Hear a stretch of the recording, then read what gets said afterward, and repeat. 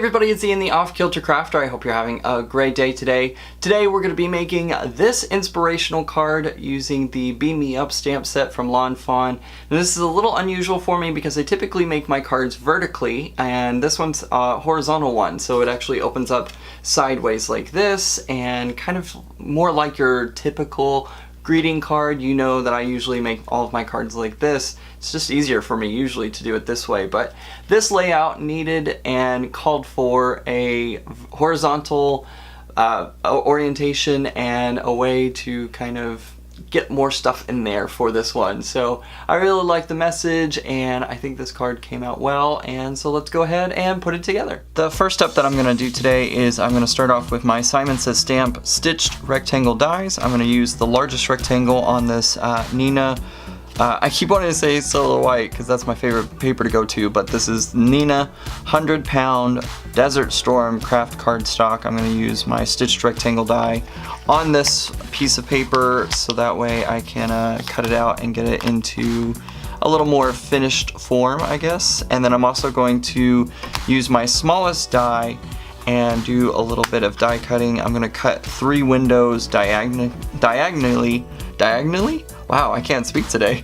Diagonal across the front of the card. So let's go ahead and get that done. I'm going to use my Cuttlebug for that.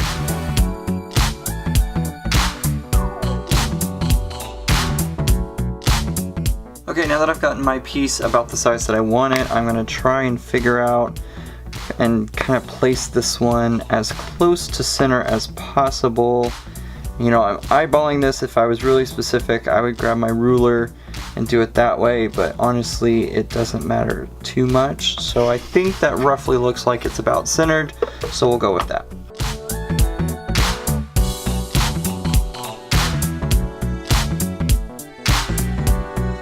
Next up, I have grabbed the Lawn Fawn Beam Me Up stamp set. This is a pretty new stamp set to me, so I've been using it a lot lately and I love it. The images are super cute on this one. And I'm stamping it onto some 110-pound Solar White cardstock from Nina. This is just a piece of scrap that I had. I'm using my Tonic Tim Holtz stamp platform to stamp everything out. I had somebody recently ask me in the comments about using it. They didn't want to use it opening up vertically or this way, and they were asking if it was possible to do it the way that I'm doing it, and the answer is yes, you can do it this way. You don't have to use it vertically or hold the lid up while you're inking it or whatever. I use it in any direction I want, actually. So I've also recently heard that you're supposed to just push this down in order to do the stamping, but you know, we're so used to using the MISTI and doing that CPR that I can't help but not do that. So no big deal. Works still just fine. So what I'm going to do now is I'm going to go ahead and color these in and we'll die cut them out.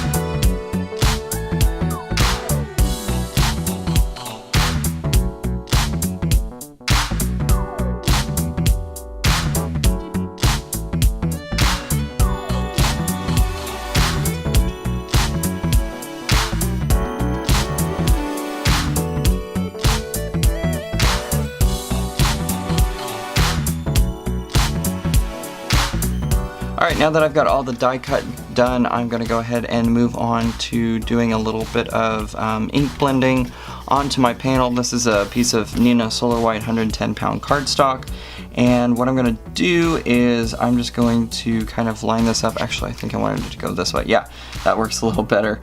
What I'm going to do is I'm going to mask off where I don't want. I'm going to take a pencil here and just make some very fine lines, so that way they can be erased, and I'm just gonna kind of mark off each little block so that way I know where each block is gonna go and where I want to keep it from getting the other colors involved. That made no sense whatsoever, but basically I'm just gonna mark out where these windows are so that way I can do a little ink blending and make sure that I'm not overlapping the colors into each window.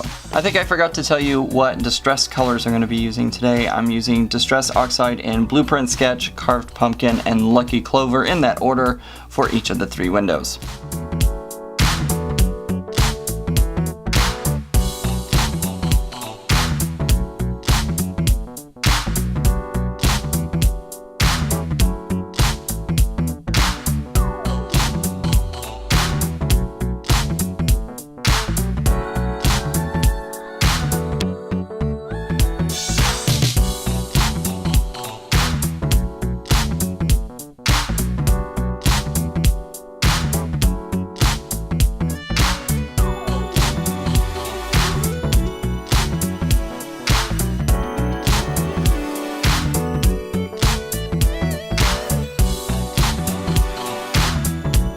Now that I've got my panel all figured out and colored in, I'm going to take my scoring tape. This is a very strong adhesive, and I'm just going to place it around the edges and also around the individual windows of the card to tape everything up. Alright, I got the panel all taped up, and I'm going to go ahead and put it down on my panel. Hopefully I can do it right the first time and not mess up. We'll see. Cross your fingers for me.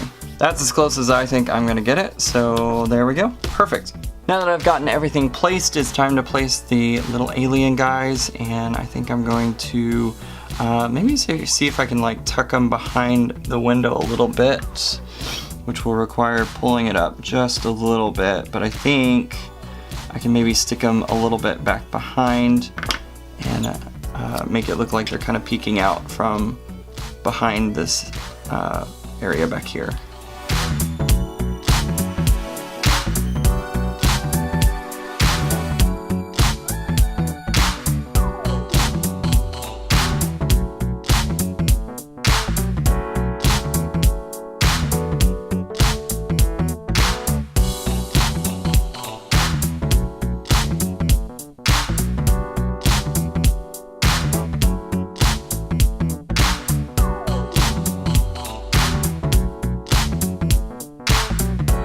There we go.